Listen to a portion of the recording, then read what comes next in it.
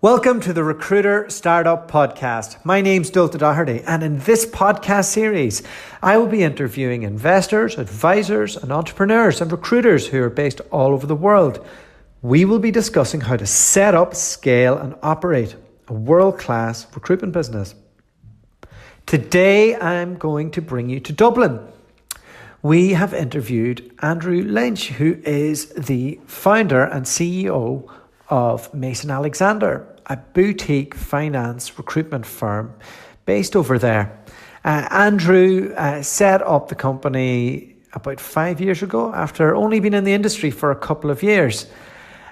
He discusses eloquently how difficult his first couple of years were and how he stuck to it and the values that he imposed amongst him and his team that have really set them on their way to being recognised as one of the market leaders in the boutique space of the Dublin recruitment market. I really enjoyed speaking to Andrew, and it sounds like he's got a great business. And we went through quite a lot on what he thinks works and doesn't work in recruitment right now, and how he really wants to change it for the better with his business.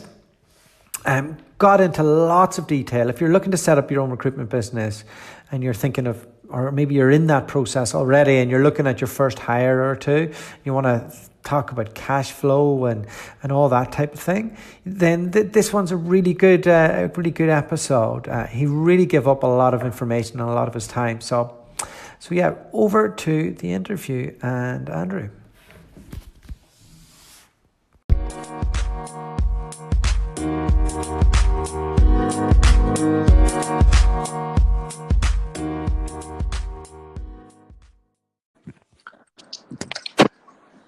Hi, Jolta. Hi, Andrew. How are you today? Yeah, good, thanks. Well, this is sounds like loudspeaker. Is that all right? Yeah. Sounds perfect, Andrew. Will we crack on? Yeah, you need me to have this to my mouth. I can't leave it on the table, no. That's correct. You sound just perfect. Brilliant. Right. Well, you ready whenever you are. We are recording and going right now. Perfect. All right. We've done our mic check. Yeah. Andrew, welcome to the Recruiter Startup Podcast. Really excited to have you on. And I've been asked by a lot of people to get a founder on the podcast that's, almost not at the start of their journey, but at that midpoint before you're really scaled out. So really want to get into all those details with you. I was doing a bit of research there, and when you look at your LinkedIn profile, and it suggests like other people you should look at, the Taoiseach of Ireland comes up, and if you look at mine, it's just a whole pile of tarty birds. So I think it has. I think it has people who are way smarter and more successful than me on mine. Just to give me some encouragement and motivation to try and work harder and do better. Yeah, well, and I was doing a wee bit more research, and you have a recommendation for being a good lad from somebody you went to school with. So yeah, now I did actually also pay him €300 to write that. So all right, cool. So walk me through how you got onto recruitment. You went straight from school, or what's your journey been? Yeah, I didn't go straight from school. So I was in boarding school, and my dream. So I thought I'd have a decision to make when I was 18 to either play rugby for Ireland or soccer for Man United, and it was going to be a really tough decision. But in actual fact, my sporting talents weren't as good as I'd actually dreamed that they might be. So how close were they? I would say you couldn't be any further away than I was. I was shocking.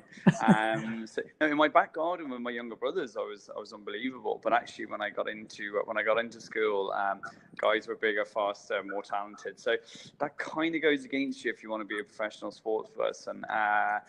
So yeah, so that wasn't going to happen. But I was always interested in the sports arena, as sports space, and one of the things I liked was I always thought I'd either be a journalist or I would be a journalist around sports, or I'd be a sports agent. A Jerry Maguire, yeah. Jerry Maguire, yeah, one of my favorite films. So anyway, I left school, and then and to I knew a little bit about the whole industry and all, and it is quite small. Wasn't initially I was like, look, it's probably not something I'm going to pursue right now. And I left school 18, did well in my what we call our leaving cert over here, but decided, look, I just wasn't ready to go straight into college. So instead of take a year out, I went traveling for 3 or 4 months, went to Australia, grew my hair long, the usual stuff, came back, had no money, and my parents saying, you're not sitting around for the next year waiting to go to college, you got to get a job. So really luckily, I saw an ad, I think it was in a paper, because I don't think I even used it. I only started using the internet about 3 years ago. So I saw an ad in a paper, this 2004, for a job at a trading company. And they used to trade commodities, and I was like, that sounds kind of interesting. So anyway, I don't even know if I had a CV or what I sent them, but I managed to get in front of them, and they basically said, look, we need someone to come in and do all the admin for the traders, make coffee, and just keep your mouth shut. And I was like, yeah, that sounds good, and we'll pay you, €1,000 a month. And I was like, sounds brilliant. So anyway, did that, and it was really good. It was a really good experience. Got to watch them, learn from them, and they're on the phone all day, and they were buying and selling things. And anyway, how these things always work. Did it for about 3 months, and then managed to people come and go, and then all of a sudden the CEO said to me, look, would you fancy giving it a go yourself? I said, absolutely. And that's kind of how it started. I think my first day, just being on the phone, speaking to people, negotiating, it was like 200 calls a day, that type of thing. I just got the bug straight away, and I was like, I love this. And yeah, sorry, go on. Yeah. So out of your year in school, I can imagine a rugby boarding school in Ireland. Are you the only one who didn't go to university? Was there pressure on you to do that? Yeah, do you know what? I'd say probably the only one other friend didn't go, I think, but out of 76, we're probably the only two. I think pressure comes from your parents. I didn't have any pressure from my parents to go to university. They were, they were sort of just always really supportive in whatever I did. It was kind of weird. I'd say a lot of pressure from parents, which I didn't have. I'm very competitive, and I'm competitive with my friends. But I knew, for me to do something, I've got to be really interested in it, and I've got to be really passionate about it. And I wasn't about exams or learning about economics or geography and sitting tests. It just wasn't something that excited me. And I think after my first week of doing the job properly, I just knew. I was like, look, I'm actually not going to go. I'm not going to go to college. And I was really immature at the time, but I don't know what it was, some sort of sixth sense. But I was like, I know this is going to close so many doors for me. Yeah. I know I'm not going to be a doctor. I know I'm not going to be a lawyer. I know I can never get a job in Google. I never get a job in an investment bank, which all my friends were going off to do eventually. But I was actually okay with that. And I was like, I'm just going to have to work harder than anyone else to get to where I want to get to. And I don't know, that just kind of saved me. And to be honest with you, I'd always encourage everybody to go to university. And it's obviously a great thing to have. And everyone that works in Mason Alexander has a university degree. And again, not that they have to. But I don't know, I think it just instilled this thing in me that I was like, I'm going to have to work twice as hard as everyone else if I want to try and get anywhere. And that's, it's kind of been the mantra ever since. So I got a crap leaving cert, and I muddled through a degree and a master's in business, and I wish I didn't do it. But I think maybe the family framework that I had around me was that, there was a wee bit of pressure of, you should go to university. That's how you get out of regional Ireland. It's really good that your parents didn't put that pressure on you, or didn't put any of their, failings on you, and you were they inspired that bit of confidence to go out there, make 200 calls a day. That's a unique thing in Ireland, I think, especially in.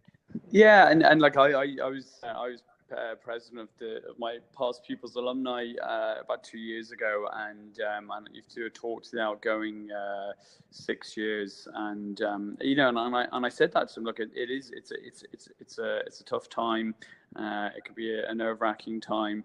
I told them I didn't go to university. Encouraged them to do so, but also said, look, you got to just back yourself, and you got to just follow what you think you're good at. And if that's going to university and getting a degree and going on to be a lawyer, then fantastic. If it's to do something completely different in left field, well, that's okay as well, and there is a lot of pressure to conform, but I don't think that's right either. So I was lucky in that sense, and as I said, look, from there then I was working and did that, and for about a year.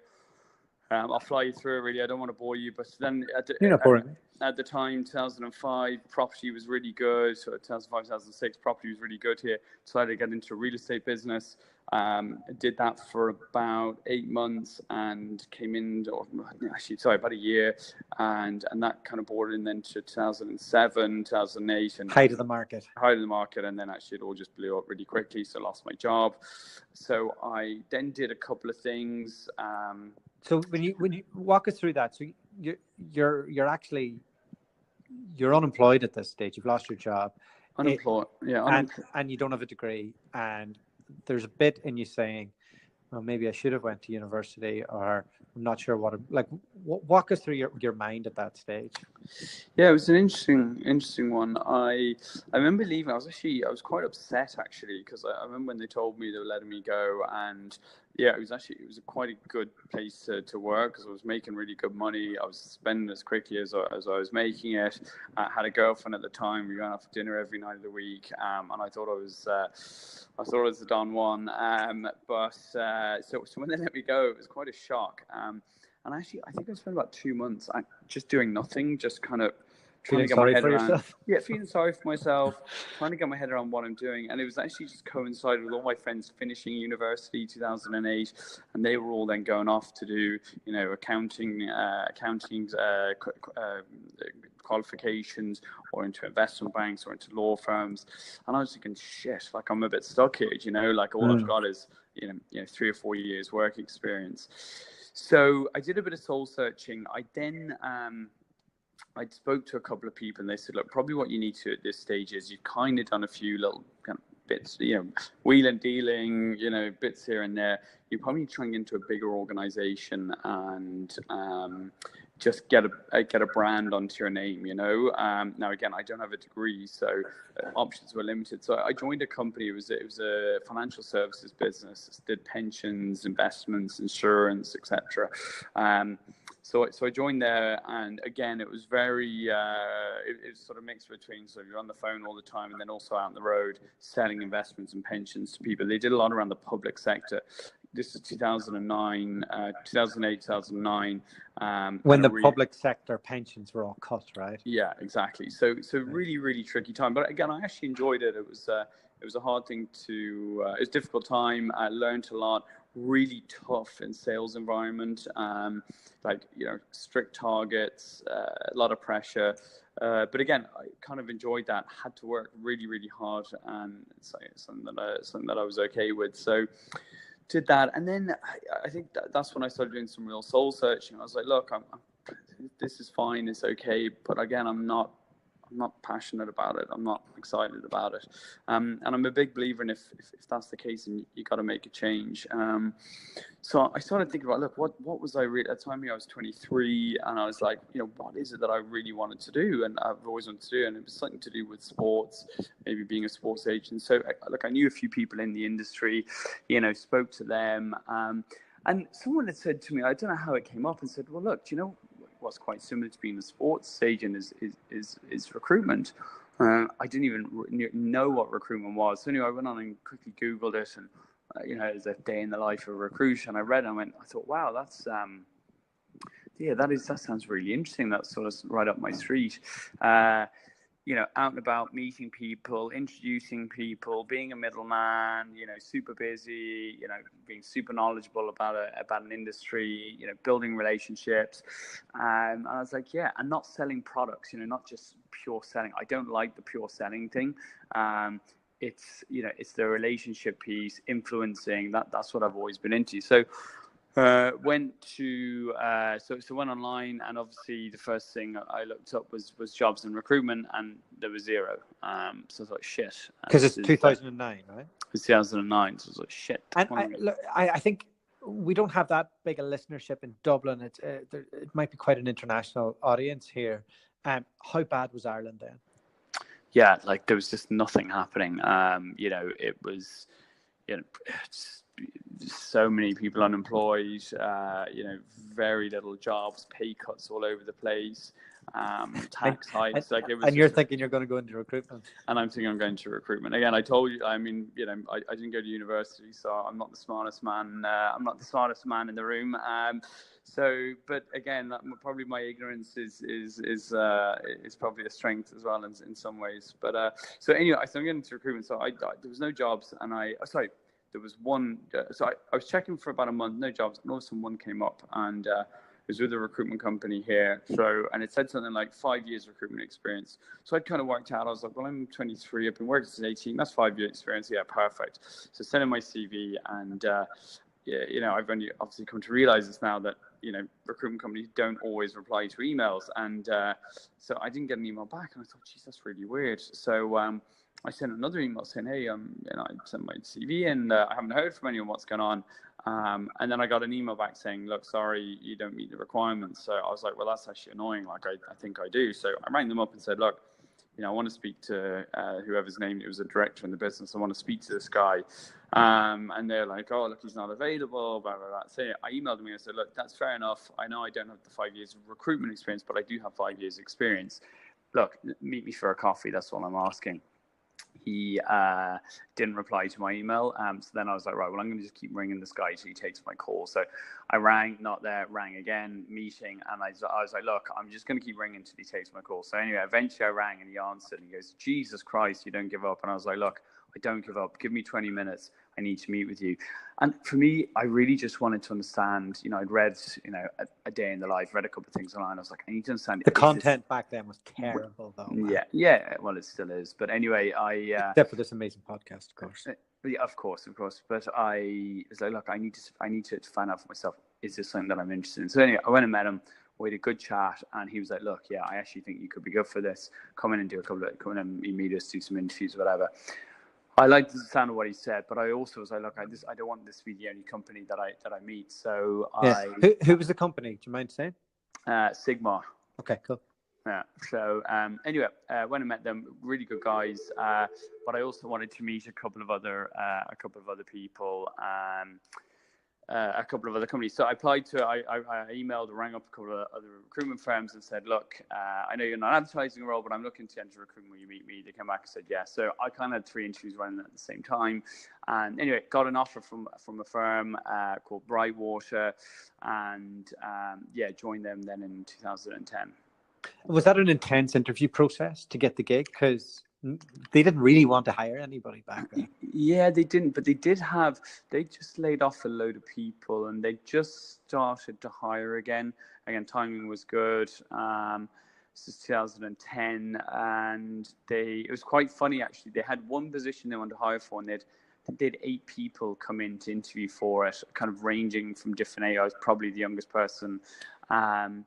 And it was they did a half-day assessment center, I think whatever they called it, and you do all these kind of role plays, and again, because I'd done 2 years kind of selling, products to the financial products to the public sector. I was pretty quite confident and more competent at doing it, and one of the things I knew was that you don't ever sell anything to anyone. You got to find out what they want, and then you can potentially provide a solution. So they had this thing where they were.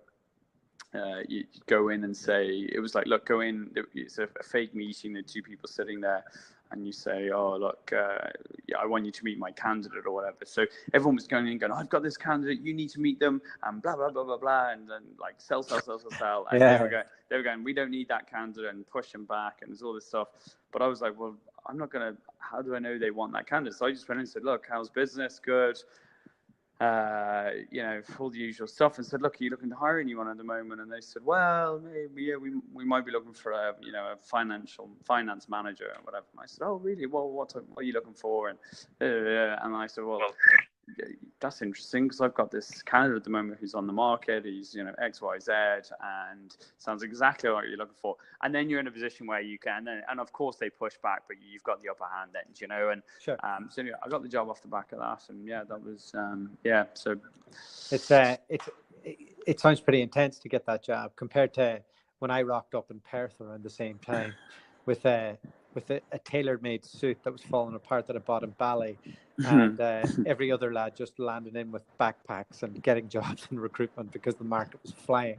Yeah. No, exactly. No, like I don't think the processes are maybe as hard with some firms now, because they're all, actively looking for people. But at the time, they were only looking for one or two people, so that they were, they had to these centres to because they obviously they wanted to get it right. So you're probably a bit more streetwise than a lot of people getting into recruitment because of the hard yards that you've did already, and you've already experienced failure when a lot of your contemporaries were, having a good time in university and not really worrying about this type of stuff. Did you kick off to a good start? Yeah, well, actually, the other thing I was going to say was that there was a between the real estate business and the trading company. I'd always kind of I had a flair for wanting to be an entrepreneur, and I'd had like loads of crap ideas. And I actually took about 9 months out, nearly a year, to explore different ideas, and I went around meeting people, and everything from at Christmas going, like I made Christmas record, like a burned Christmas songs onto CDs, going around to like shops and cafes trying to sell them, to I imported like 5,000 ponchos from China at 1 cent a poncho, and then went trying to sell them outside music concerts, only to realize that radio stations give them out for free, from hosting a women's fashion event that I sold all these sort of lockers or rails to women to sell their secondhand clothes. And there was 50 women there with clothes, all paid, €100 each, and 3 people showed up, 2 of whom were my mother and her friend.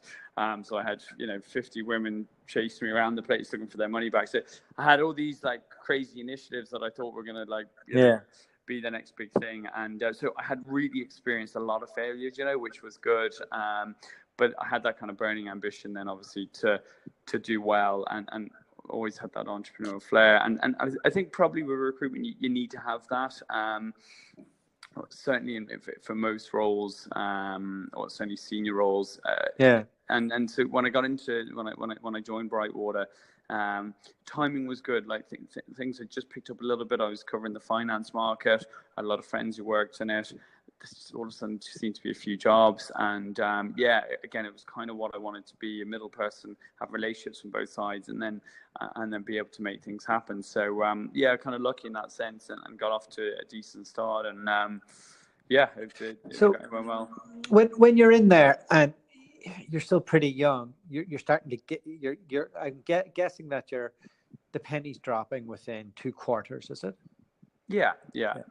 So the pennies drop. Are you already thinking of setting up your own business? Are you already there in your head? Is that the way your head works? No, it wasn't. I liked that I was getting on well. I was doing well. I was actually making a decent enough money. I was billing really well. I was actually happy. I was actually happy there. I think if you're doing really well, I'm a big believer about, obviously you need a good culture and lots of different things. But if you're doing well, if you're actually being successful, for me anyway, maybe there's other things that go on that you don't recognize, or that don't bother you. And so I was pretty happy there, actually, especially the first year, because I was doing well. So yeah, no, there wasn't an urge to leave or go and set up anything. Actually, it was funny. I think my first week I was there, I got an email from another recruitment company saying, "Oh, listen, we've heard," or maybe I was there 2 weeks. "We've heard about you on the scene, the finance scene, and we hear you're amazing. And look, we'd love to buy your coffee." And I was sitting there going, "Jesus, like I must be really good if I'm getting these emails, you know?" Like, and I was cloud nine, only to see the guy beside me got the exact same email. And I was like, "All right, so this is how it works." So you get approaches all the time, and you take them with a pinch of salt. But yeah, no, no, I wasn't. No, I didn't have any. Certainly the first year, no desire to leave. No. Um, you did 2 years in there, is that right? I did just under 2 years. Yeah. At what stage did that start entering your mind? Like that, do you know what? Maybe I can do this for myself. Like when did that start to creep into your mind? So at the end of my first year, at the end of the first year, I had a really, really good first year. And look, again, like you make your own luck, but there certainly was a lot of luck in that, just timing wise. I had gone to them and said, "Look, I want a little bit more." Look, they're a really successful business. They run a great operation. They run their business a certain way. It's very, very, very KPI driven. It's very much about being at your desk from 8 till 12 and 2 to 5, and you meet people outside of that. It's very much you make 100 calls a day. That's sort of call center environment, and there's nothing wrong with that at all, but probably not in terms of what I had in my mind, what recruitment should be.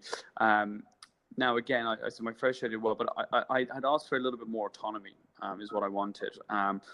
I'd also had a team leader and a manager and associate director and a director and all these sort of hierarchy of people, which is fine. I respect authority, but I'd asked for a little bit of free reign so I can actually go out and really go and kick on and build the business. They pushed back on that, which was a little bit frustrating because I thought I'd kind of proved myself a little bit. And I think, and again, and they said, "Oh, look, you're only 24, you're only maybe doing a year," and I get all that, and I wasn't asking for much, but I do also think that people need to keep growing and learning and pushing forward. If you stand still, you're going backwards. And for me, it was sort of just do what you did last year and we'll be happy. But I'm not going to be happy.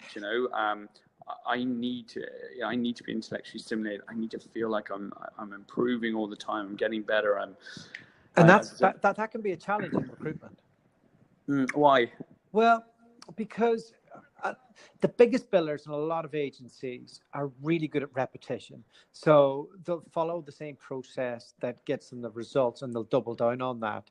And that there can be quite mind-numbing. And if you've got a creative mind in the industry, typically, that would have been frowned upon. Now it's slightly changing now with the creation of content and marketing coming into the role. But in general, you'll find that if you look at the numbers, the sociopathic, process-driven, hard-working, gung-ho recruiter will be the biggest biller.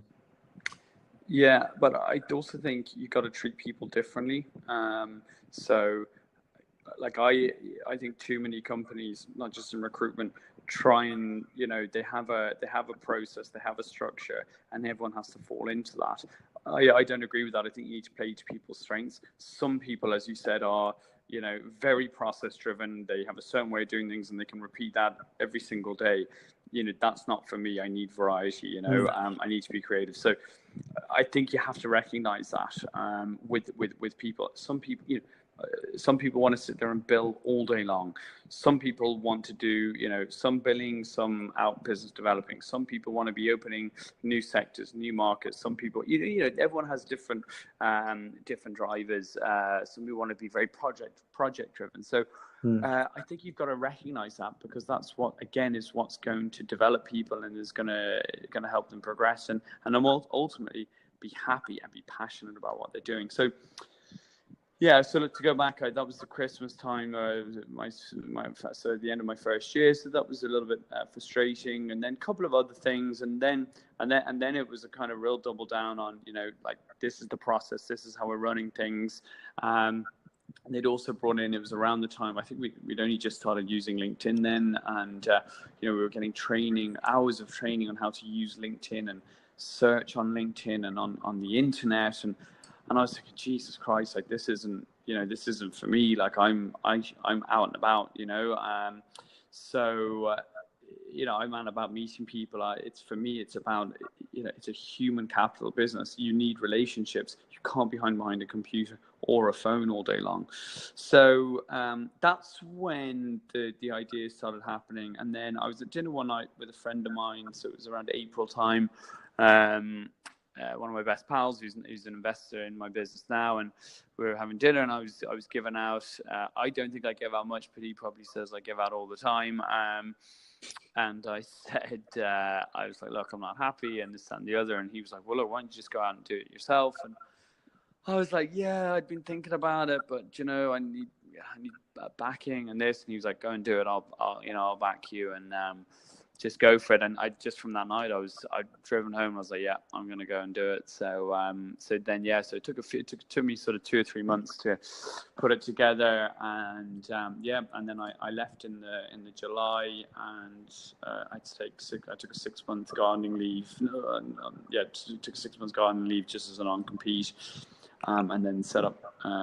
Walk me through what that plan looked like, and let's discuss maybe some things that happened in year one that maybe didn't go to plan, because it always happens like that, doesn't it? Yeah, I think so. Starting the January 14, 2013 was my first day.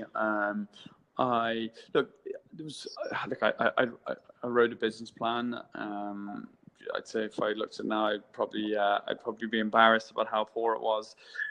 But I think for me, the mission was that, I wanted to make recruitment easy, and I wanted to make it good. I didn't want to complicate it, and I didn't want it to be, I didn't want it to be crap. I wanted to provide. For me, it was about providing the best customer service, and what I felt was that, look, I can't guarantee anyone that I'll get them a job, and I can't guarantee a company that I'll get them the right person. I just cannot absolutely guarantee it. And if I'm saying otherwise, I'm lying. But what I will guarantee them is that they'll get a good experience with me. So if a candidate emails me or calls me, I'll go back to them. I'll meet them. I'll spend time with them. I'll help them with their CV. I'll give them insights into the market. I'll help them, prepare for an interview. I'll introduce them to people. I'll get on well with them, and same from a company side, and all the things that go with that. And that was the only thing that I could guarantee. And that's kind of what I really focused on. Outside of that, it was just about staying alive, really. It's funny, you come from a bigger firm, and I built, pretty well, and you probably don't appreciate about having a good client base, and roles being called in, and lots of big database. And I had nothing, literally nothing. I had a laptop with my LinkedIn account, which I didn't even really like using. So, how much of a runway did you have, cash flow wise? Yeah, I started with 30 grand. Okay, and it's just you? Just me in an office, broom cupboard. You went for an office from day one? Went from an office, and I couldn't work from home. I needed an office. I need to run about. Now, I had an office. It was a broom cupboard, like a tiny little desk with my printer on it. You could barely open the door. I had no meeting room, so I had to meet everyone in coffee shops, which was fine. And but yeah, had an office, bang center of town, good address. But I got up every morning and got to work and just pounding the streets, basically, But look, I think the biggest thing was how difficult it was to actually get roles on them when you got a role, trying to fill it as well. And that was a lot more difficult than it had been in my previous firm. Were you able to get, I suppose you've only been in recruitment for a little bit at this stage. Were you selling retainers at the start to Maxim? No. So you weren't. No. So it's contingent based. Yeah. So you're up against the who's who in Dublin of financial services, and places like Walters and that they have a lot of people in that space driving down. So you're obviously going in with a personal touch to sell your services. How could you guarantee that you could find the person, and were you able to kind of get a couple of quick wins, or or were there any sketchy moments that you were worried No, about? yeah, I didn't place for my first 2 months, and then in the March, I met a company, a stockbroker in Dublin, and I got an introduction, went up to meet them, and they basically said, look, we work with this XYZ company, but we have this role on, it's a tax role, and we can't find anyone, and if you can find anyone for us, we'll work with you forever and a day. So I said, that's fine. I took it away. I read the brief and I said, right, I have a couple of friends in tax. So I rang them and said, look, I need to find a person who can do this. Where can I find them? And they said, look, PwC, there's a good nucleus of people there that would do this. It's private clients, tax private clients. So it's very it's very old school. Take from the big four, put into private practice. Yeah. So so anyway, managed to get a couple of names, and it's just one of those things that I was like, I will place this role. I'll work all day, all night until I get the right person. So yeah, I eventually found a candidate, a really smart lady, and we met for coffee. And she said, "Look, I'm lukewarm on it, to be honest." And anyway, I was like, "I'm not obviously letting this one go. You need to go down and meet them." I genuinely believed it'd be a great move for her as well. And anyway, she did about 3 or 4 interviews and still wasn't convinced, but anyway, eventually she took the role, and it was, for me, it was like winning the lottery. Yeah, I know the feeling. Because the fee was $8,000, which meant kept me alive, and I wasn't paying myself. So, and you living at home at this stage? I was, living home. Yeah. Tell me about the initial startup stuff. Did you you went for an office? Did you go for an ATS system? I had an internal thing that someone built for me, but it was crap. And did you have any other overheads, or did you just keep it real lean? €400 rent, my phone bill, and that was it. Right. Okay. Yeah, it's hard, and the branding and all the rest. Did that come later? So initially I spent about $2,000 on a website and some branding. Yeah. Okay. All right. Well, so that first deal comes in. It obviously gives you a little bit of confidence. I know the feeling. I know when that goes in, you go, wow, this actually might work. So you kind of get that bit between your teeth, and you double down. At this stage, were you thinking, maybe I can be the tax guy? Maybe there's a niche for me to go after, or were you more thinking, I'll just fill anything and stay alive? No, I didn't want to just fill anything and stay alive, but I didn't want to just be the tax guy. For me, it was always about trying to build something bigger. And I can't do that just being the tax guy. I also didn't want to just fill anything just to stay alive, because you lose credibility in that as well. So I stuck to what I knew, the finance space, including tax, obviously, but finance and tax. Now, again, I know that's still quite broad, but generally speaking, you're dealing in the same circles. So that's what I specialized in. And so once I got that done, and then a few more things started happening. And look, I'll be honest, my first year I built 100,000, which is, it's okay. It's not great, but it's okay for a one-person contributor on a startup desk. Well, one person. I took hardly any money out of it. So yeah, it basically gave me then an opportunity to go to a bigger office and hire a couple of people. Basically. Yeah, because at this point, Seth Godin would say, you don't have a business, you're a highly paid consultant. And you've obviously, you're on beans on toast this year. You're trying to put away money. You have a vision of where it's going to go next. What did you have in your bank account when you made that first hire, and how did you persuade that first hire into your vision? Well, it was really, really difficult because it was my brother. So, so he knew you were broke. So he knew I was broke, and he didn't want to work with me. And anyway, I managed to convince him. He was in healthcare and he'd done a psychology degree, so he had no experience in recruitment. And I said, look, I want you to come and give it a shot. I'm ready now to kind of kick on. I want to give you an area, and then I can focus on other things. And he came in. We said we give it a trial for 2 or 3 months, and even at that, I was a bit nervous about it, because I kind of have to actually take someone on a payroll now, which I obviously hadn't done with just myself. So we did that, and then it was actually a funny thing so he came in around. He was doing sort of 2 or 3 days a week in my first year, from say November, December, and then I remember over Christmas and the breakdown, I remember just sitting down and saying, right, I'm going to make a plan for next year in terms of what I want to do, how much sort of revenue I want to generate, how many people I want to hire, a Q1 target, all these different things. And then I said, I'm going to get myself a little board and write it all down. I got to actually write a plan around it, but I'm going to get myself a board and write a target for Q1 and all those things that I'm going to do. And it's funny, I think we built 100 grand in Q1 of the next year, so what I did for the whole year, the first year, I did in that first quarter without my brother actually billing. But that just gave us real confidence. And then he started billing. And then, and it was funny, I remember I went down to, where did I go I went somewhere for 3 days or 4 days, and he rang me and said, I've billed 20 grand in the last couple of days, 2 placements or 3 placements. And I was like, Jesus, I'm not even in the office and he's billing here. And I was like, this is great. This is working. So that then gave us the confidence that right now we can try and go and hire a few people. So yeah, and it was still the same model, keep it simple, give people a really good experience, and just work like hell. So you got your runway's even bigger now. You have a bit more in the bank. Are you both still living at home at this stage, or? Yeah, no, I was living then in an apartment in town. Okay, cool. Sure. And so was he. And again, living very prudently. But to be honest with you, I didn't want for anything. I didn't want for anything. It was a 7-day-a-week job, and that's all I cared about, to be honest, in terms of going out and going on holidays, buying clothes just didn't interest me. So it sounds like it's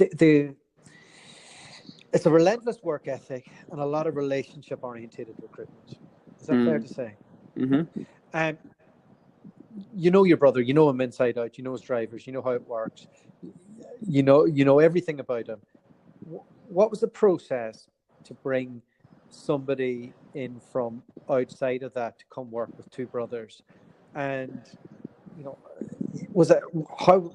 This is 2015, is that right? 2014, yeah. 14. Like, walk us through that little bit. Yeah. So I was thinking, I wasn't actively looking, but I was thinking, it would be great to go and hire. We had an office for 4 people. So I met this girl. I was at one of these recruiter get-together. I don't even know what they call them now, to be honest. I'm so bad at recruitment speak, but it was with a company where they have a few recruiters go in and listen about some new roles that are coming on and what their hiring plans are. And there was a girl at it, and she didn't say very much. And I was chatting away and this and that, and she didn't speak very much. And it's only right at the end we were there for an hour. It was only right at the end she just made 1 or 2 observations, asked 1 or 2 questions. And I thought, God, she's really impressed me. I really liked her style and approach. And I didn't really do anything about it. And about a month later, she popped up on my LinkedIn, or I came across her, and I clicked on her thing and saw that she'd worked for a few months in a law firm. And one of the partners in the law firm I know really well. So I rang her up and said, look, this girl, I met her at something, or I wasn't even speaking to her. She was at something I was at, and I was quite impressed by her. Like, do you know her well? And he goes, oh, she was here a few months. She was good, whatever. And I said, look, I'd be interested in meeting her. Do you think you could suss out what her situation is? So he said, yeah, look, don't worry. But I was like, don't mention me now. Don't mention my name. I don't want her to think it's me. And he said, yeah, look, don't worry. I know how to do these things. I'm a lawyer. Confidentiality is key. She won't have a clue. And so he sent her a text message saying, oh, how are you? And this and that. And, or an email, I think he said, hey, this, that, and the other. And he said, look, how's everything going in the job you're in and recruitment? Just as a by the by, there's a guy I know as a recruitment business, and he might be worth a coffee. And she replied going, listen, everything's great. Like, I presume you're talking about Andrew Lynch. Yeah, just look, tell him thanks, but no thanks. So he forwarded me the email. So I rang him going, fucking hell, like, I thought you meant to be some sort of confidential lawyer. Like, she worked that one on pretty quick. Anyway, so we had a laugh about it. So that was fine. And then about 2 weeks later, I just was like, nah, I need to meet this girl. So I said, look, will you email her again and say, look, he's not accepting that, just meet him for a coffee. So he did, and then she said, right, grand, I'll meet him. So we met, and she was like, look, I'm really happy where I am. And I said, I get it, but look, this is what my plans are, and this is what I'm doing. Look, I want you to come on board. And anyway, look, we met 2 or 3 times, and yes, she bought into it, and then she came on board. And then after that, there was another guy I met, Owen Connolly, who's still with me now. A trusty advisor, loyal soldier. So he joined then. So then we had 4 people. We had no more space. We said, right, we need to move office again. So we found another office, and that gave us room to hire, I think, maybe 12 people. And we did that year. So we filled out to 12 people, and then we moved again to the office we're in now. So that was 2015, and then to the start of 2016, we moved into this office that I'm currently in the city centre of Dublin, and that holds 25 people, which we're now maxed out on, and we're about to move office. We're about to move office now at the end of September we were in 1,800 square feet. We're going to 6,000 square feet. So, lots of activity planned anyway. So let's jump back just a little step. When businesses go from being over 10, usually again, runway and funding comes into it. Was there anything or anyone that you were able to approach to help you get to the next stage? And if so, what was that process like? No, we didn't. It was all self-funded. We didn't raise any more money. We were lucky. We were doing well. Not doing amazing or anything like that, but doing well enough to, we had money in the bank. Again, I was living quite prudently, more so because I was just working all the time. So holidays were an inconvenience for me. So we have managed to hire some, good people. They came in, did well, and just managed to keep things ticking over. Again, nothing spectacular, but just enough to keep us moving forward. And tell me, if you could do it over again with what you know now, is there anything that you could grab and go, I do that bit differently or that bit differently?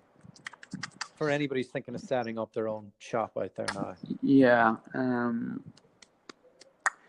I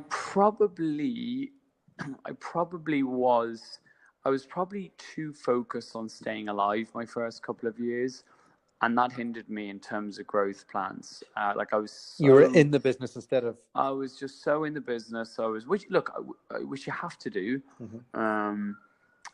But it was such short-term thing. Now I always had bigger plans, but it was such short-term thinking. Just because you need to pay bills at the end of the month, you need to make payroll, and I mean that's obviously still the case. But I think if I been really chasing bigger things and pushing things forward from day one, I could be in a different place. But to be honest, I wouldn't change anything. I think that's not the right approach. We've been really lucky, and do you know what? The one thing I'd say is that look, there's loads of things we could do better, and there's loads of things we could have done better, and we're always looking to improve. But the one thing we've been really lucky with, and it is really cliched, and people say it, but we've hired really great people. We've got a really great team of individuals working here who work as a team, and really buy into the culture and buy into what we're about. I think we're very different to a lot of recruitment companies. In what way? Not into KPIs. We are not into call center. We want people out of our office. We want people building relationships. We have 360 recruiters. We want them to have, clients and candidates. We reward. Look, obviously. Let me jump into the KPI thing. If you're not into KPIs, how do you manage the recruiter's performance? There has to be some indicator that you're looking at in order to determine success, other than bottom line. So we use KPIs as a guide, but they're not rewarded or punished on those KPIs. So we reward on financials and non-financials. So the financials, obviously, their targets, and then the non-financials are the things that they need to live by, which are our core values. And that's what we reward, but there's also consequences for not living by them. Okay. And that's how we manage performance. Okay. What do you think makes a great recruiter in today's market? I think you know, look, even if you look internally here, I mean, look, there's lots of different people, so it's sometimes hard to put your finger on it. I think it depends on where they're working. Like, I think some people could be brilliant recruiters in one firm and come to us and maybe not be so good, and vice versa. So, you know, you'll have some people who could be very, you know, can make 100 calls a day, very process driven, you know, and they could be really strong, whereas others might be more creative. But I think in general, as a general rule of thumb, I would say that, you know, you've got to be a people person. You've got to be focused on adding value, not looking for quick wins. Look, recruitment has a bad name, like lots of sectors do, but recruitment has a bad name for, you know, bad service, you know, people just looking for a quick buck, all the usual salesy stuff, and it shouldn't be like that. And if people are practicing recruitment like that, well, then they're not going to be in it very long. They're not going to do well. You know, recruitment is, for me, is about, you know, providing solutions to people. So for a company, it's, you know, finding them the right talent, and not just finding the right talent, but helping them with, you know, talent management, talent retention, and then with candidates, it's trying to find them the right opportunity, advise them on that, and then track their career and work with them. And then also, you know, maybe not as a recruiter, but just as a business, you've got to get the balance between, you know, you want to use smart technology to help you with the customer experience piece, so that, you know, your processes are good enough to allow you to, you know, reply to emails and meet people, and you know, move, you know, do things quickly if they need to be done quickly, you know. Whereas, but also having the balance of, you know, the people side. A good recruiter also has to be really knowledgeable. They have to be knowledgeable about the sector that they cover, and they have to be, like, they have to care. They have to be passionate, and that's not just, as I've said this a couple of times, it's not just in recruitment. It's in anything. Like, if you don't care, if there's no purpose to it, if you don't have if there's no meaning, if there's no meaning to why you're doing it, then you're not going to be very good at it, and you're going to be unhappy. And I would say, don't do it. Get out of it and go and do something else.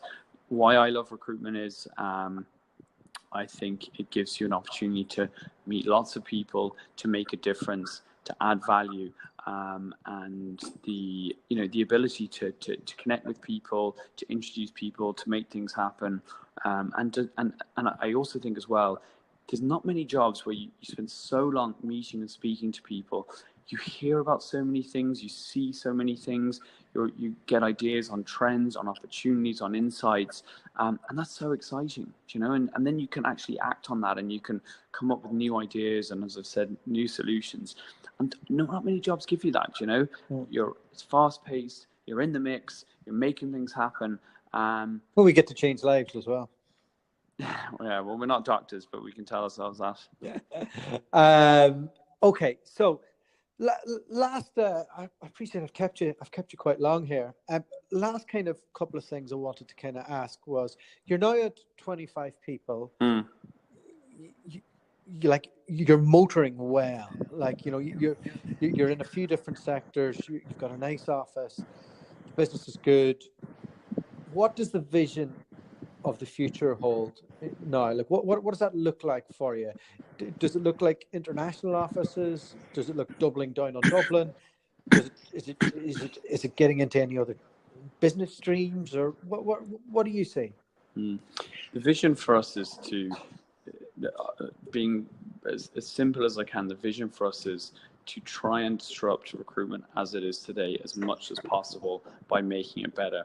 And that is going to be through the best customer experience, and that's with a people element, a human capital focus, and really good technology, not one and not the other, and having that balance right. And how can we disrupt the market so that, you know, people, whether it's companies or candidates, get the best experience, and we are providing solutions to them. So for us, we need to have more offerings, more services, potentially more products, and work with people to help them grow their companies or grow their careers. And that's basically it. How we do that, we have a number of ideas. We have a number of new initiatives. I hired a CFO/COO 3 months ago. If anyone has a recruitment business and doesn't have a CFO, COO, get one. Best thing I've ever done. And make sure they don't come from a recruitment background. That was my only stipulation. No recruitment experience. I want them to actually dislike recruitment, which my COO he's obviously an accountant, trained accountant, but tech background. Didn't like recruiters or recruitment, which is exactly what I wanted him to say, because he looks at it in a completely different way, which is what we want, and that's how we can innovate. But we have we have so many ideas and so many things that we want to do that ultimately will benefit any of our customers. So we have 3 big initiatives at the moment that we're going to hopefully be announcing over the next 2 or 3 months. I have about 40 others that I would love to do right now. My COO has told me that we can't do any of them until we actually launch the other ones. But once we do those over the next 2 or 3 months, then we'll look at other things to do. And again, it's all with the aim of benefiting the customer, adding more value, working closer with them, being a trusted partner. And by doing that as well, I mean, then obviously the business will hopefully grow, but also internally, we've got some really fantastic, bright people here. We want to give them opportunities. We want to give them opportunities to do new things, to try new things. We want to give them a career path. And we don't want people just sitting there all day going, I'm going to be doing this forever. We want to give them, opportunities to try different things, to get new experiences. And that's really important. And it goes back to what I said when I was when I first started recruitment. If you're not learning, if you're not progressing, if you're not developing, you're going backwards. And that's toxic in any environment. So you need a good culture. You need to reward people. You need to give them lots of responsibility. You need to allow them to make mistakes and make failures, because that's how they learn. And then you need to give them a platform to go and develop. And by doing all these new initiatives that we're going to do, that will hopefully give them the opportunity to do that. So that's really where we are. I won't bore you with all the new initiatives and things we're doing. Once we'll announce them over the next few months, you'll see. But look, it's a really exciting time for us. We're having loads of fun. Look, we don't take ourselves seriously, but we take what we do seriously, and we're just constantly looking at how can we get better, and how can we make sure that we're living by the values that we set every single day. And if we ever fall short of them, then it's not good enough. And again, I think every business, particularly in recruitment, you go onto the website, you see all these. We're the most professional. We this, we that. We find the best people for the best jobs, and blah blah blah blah blah blah blah. But do they actually, what are they doing to actually deliver on that?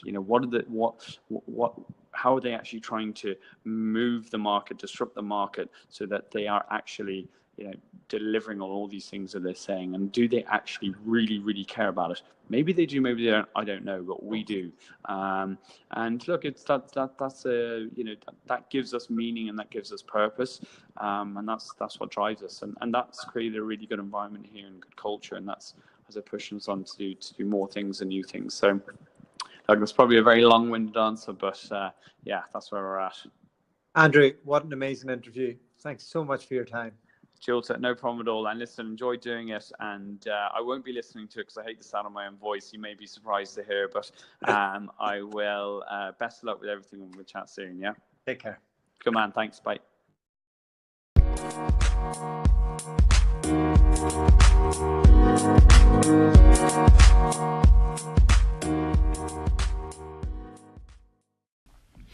Well, a massive thank you to Andrew for coming on and spending a whole hour with me discussing everything agency recruitment. I'm not sure about you, but I got a really good sense of him and his business and what he believes in, and what's worked for him, and what's really worked in building out his business. And it's very much based on customer service, and investing in people and treating people right, and not treating people or the people he works with as a commodity. And in our industry, I hate to say it, but a lot of companies are built to scale. They put in S3 processes, and we churn and burn recruiters in 18 months. And I think he's railing against that. And I liked how he described, how he has to be creative in his day as a recruiter. There has to be other things that he does, and he doesn't rely too much on KPIs as something to beat people up with. So yeah, great guest and great company, and hope you all enjoyed it. And if you do, let me know.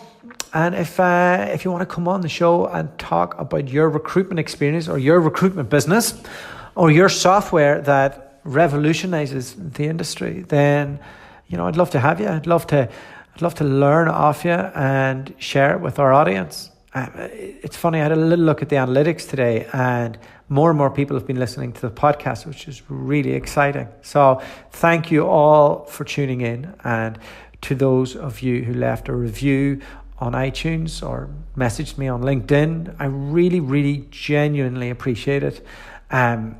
Keep at it, and go out there and make some money and have a great day. Take care. God bless. Talk soon. The podcast you just heard was made using Anchor. Ever thought about making your own podcast? Anchor makes it really easy for anyone to get started. It's a one-stop shop for recording, hosting, and distributing podcasts. Best of all, it's 100% free. Sign up now at anchor.fm/new. That's anchor.fm/new to get started.